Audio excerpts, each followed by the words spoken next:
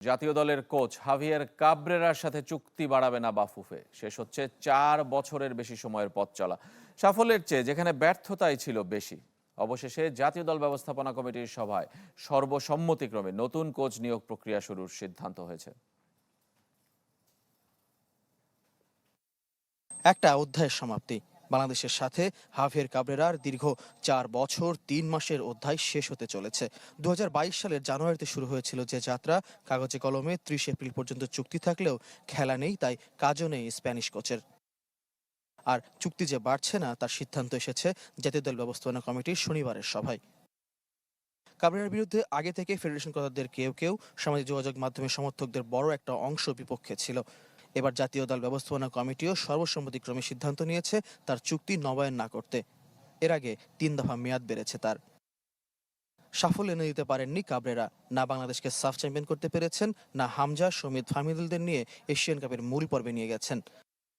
তার মেয়াদে 39 ম্যাচ খেলেছে বাংলাদেশ, জিতেছে মাত্র 10টিতে, ড্র 10টি আর হেরেছে 19 ম্যাচে।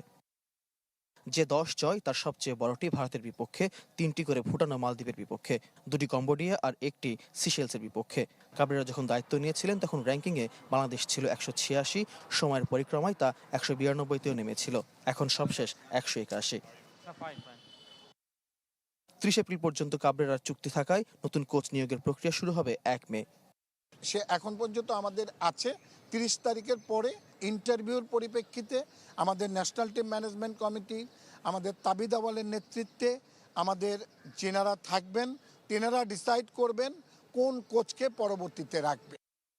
নতুন কোচ হবেন হাই প্রোফাইল, 2 বছরের জন্য নিয়োগ দেওয়া হবে, সঙ্গে গোলরক্ষক কোচও।